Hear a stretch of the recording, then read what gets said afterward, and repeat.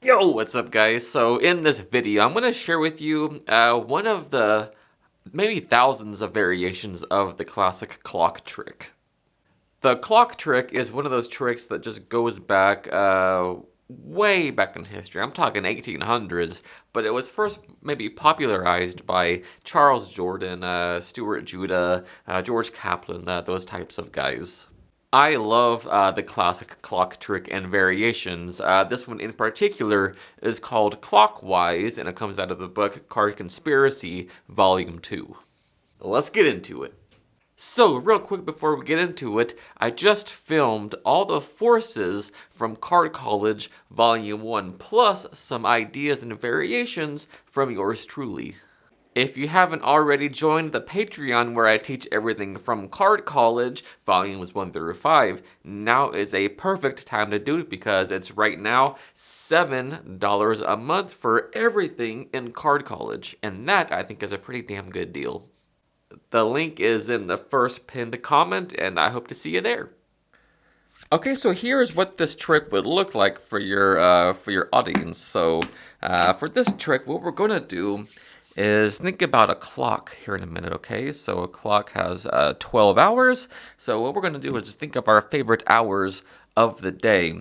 And I'll go first. For me, my favorite hour has always been 6 o'clock. I don't know why. It just, for me, it seems like a magical hour of the day. All right, so what I want you to do is think of your favorite hour, and I'll give you the deck, and I won't look, but what I want you to do is take that many cards right off the top of the deck and hide them somewhere so I can't possibly see that number or know what it is. All right, so they do that. Let's say they take, in this case, we'll take 4. We'll look at it because we're doing the trick. All right, so they take 4 cards, but we'll never know this. And so you would say to them, just hide those cards somewhere so I can't see or know how many cards that is. All right, so check this out. What I'll do is I'll show you cards one by one and count 1 through 12 for each hour of the day. And when I get to your hour, your secret number, remember the card that's at that number. All right, so they go 1, 2, 3, 4, 5, 6, 7, 8, 9, 10, 11, 12, and hopefully that wasn't too fast. Hopefully you got a card. Yes, all right. So there's no way that I could possibly know what that is or where your card is, especially after I shuffled, which I shouldn't have done. All right, but we'll go with it. So, like I said, we're going to make a clock. We're going to think about a clock. So, with these cards, we'll actually make a clock. All right, so get these cards out of the way. That would be 1, 2, 3, 4, 5, 6, 7, 8, 9, 10, 11, and 12. So check this out. Remember I told you in the beginning that my favorite hour was 6 o'clock because for me it feels like a magical number. So for the first time, what was your number, your secret hour of the day? 4. So watch, if we go 1, 2, 3, 4, the card at your hour is actually a 6, my magical number. And this is why it's such a magical number to me. It's such a magical hour of the day. If we take the number 6 and count from where it is, in this case 1, 2, 3, 4, 5, and 6, the card that you were just thinking of, what was it? The Jack of Spades? Check that out. Alright, so this is how you do it. So, you want to get any 6th spot. I just used the 6 of spades here. And you want to put an identifying mark on this card. So if you're using, like a red bicycle deck, just take a red Sharpie and just blotch a dot into the red design, and you'll just any kind of mark that you can tell it apart from the other cards that tells you when the 6 shows up from the back. Okay, I just have a little pencil dot in the corner because I like that, but anything will work as long as you can identify the 6th spot, in this case the 6 of spades, from the back. Now you want to position this 6 spades with the dot or the mark 13 from the top of the deck. All right, so it's always 13. So 1, 2, 3, 4, 5, 6, 7, 8, 9, 10, 11, 12, and 13 down from the top of the deck.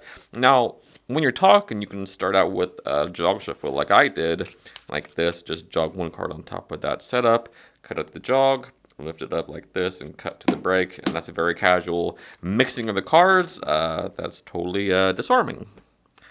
Now you start off by talking about a clock and talking about hours of the day. Say we're going to imagine a clock here in a minute, and you always start off by telling them first, very important, you tell them first what your favorite hour of the day is, and you say that it's 6 o'clock. It'll always be 6 o'clock, and you say that for some reason I just think it's a magical number, it's a magical hour of the day.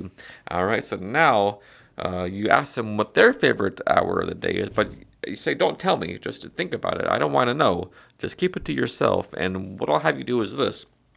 Take the deck and take that many cards off the top of the deck, what your favorite hour is, all right? So you give them the deck and you turn it around for dramatic purposes so you can't see anything, but it doesn't matter. You don't need to know it, all right? So let's say they take off 4, in this case, like the performance, all right? So they take that and they hide those 4 cards somewhere so you couldn't know.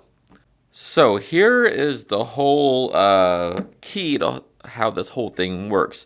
At this point, you're going to count off cards and count to 12 one by one, showing them cards. Hey, look, I'm going to show you cards, and I'll count out loud 1 to 12 for each hour of the day. When I get to your number, remember the card at your number. Now, since you have that marked card, you need to recognize and keep in mind whether it falls on the first 6 or the other 6. All right. So what I mean by that is if you go 1, 2, 3, 4, 5, 6, and you don't see the dot, remember that. All right. So you go 6 and then 7 through 12. If you see it 7 through 12, then remember that as well. All right. So you're just noting whether it's before or after 6. So check this out. I go 1, 2, 3, 4, 5, 6, 7, 8, and 9. And on the number 9, I see the mark on the back of the card. So I just remember the fact that the marked card showed up among the 7 through 12 cards. But I don't stop there. I keep going. So 9, 10, 11, 12. So you always do 12 cards for each hour of the day. All right. So now this is the principle.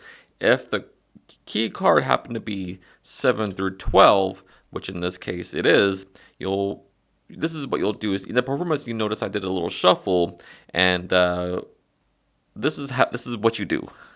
And it's not really a shuffle. All you're going to do is simply reverse the order of either the bottom cards or the top cards, depending on where that key card is. In this case, since it's amongst the top cards here, I just want to shuffle or just reverse the order of the bottom 6 cards, okay? So I do that by going 1, 2, 3, 4, 5, 6. And it's not really a shuffle because you don't throw these on top. You just throw these back where they were, thus just reversing the order of those bottom cards.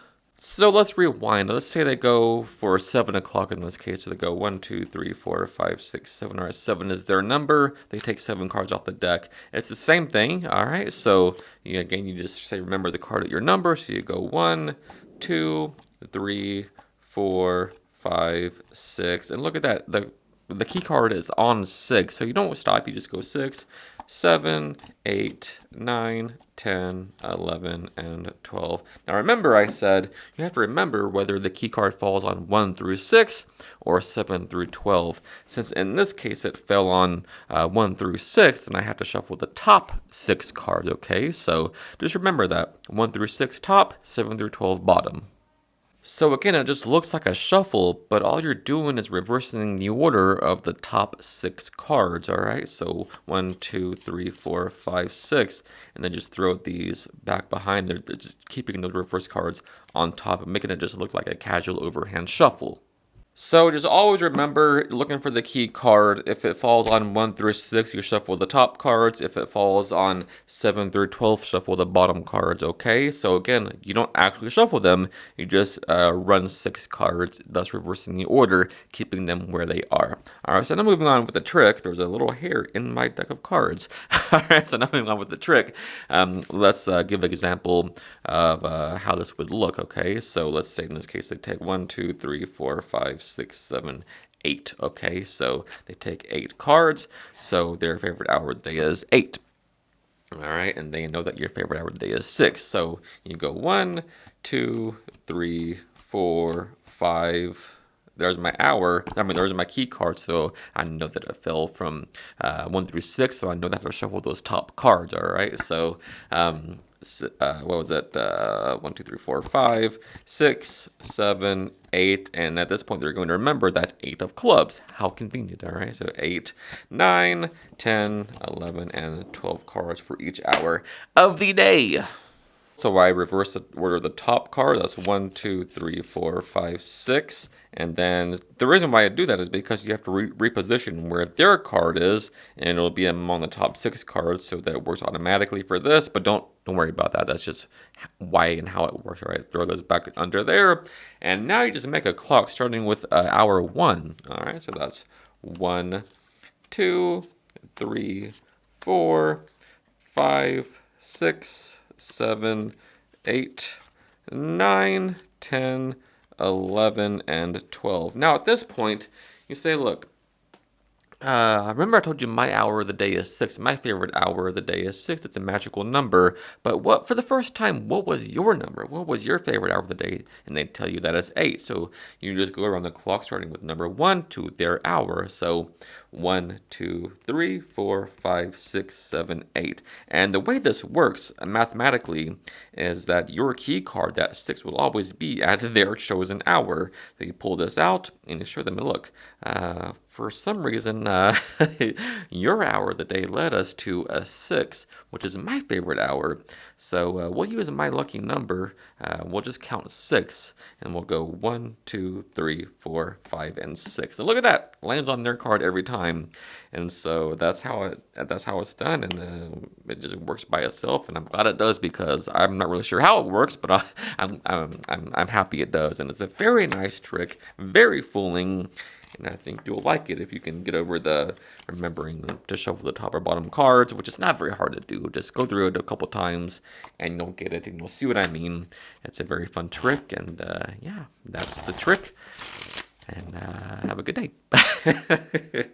Alright guys, so as always, thank you so much for taking the time out of your day to watch this video. It truly does mean the world to me. And so if you learned something new and if you got value from this video, do me a huge favor and hit that like button and sub to the channel.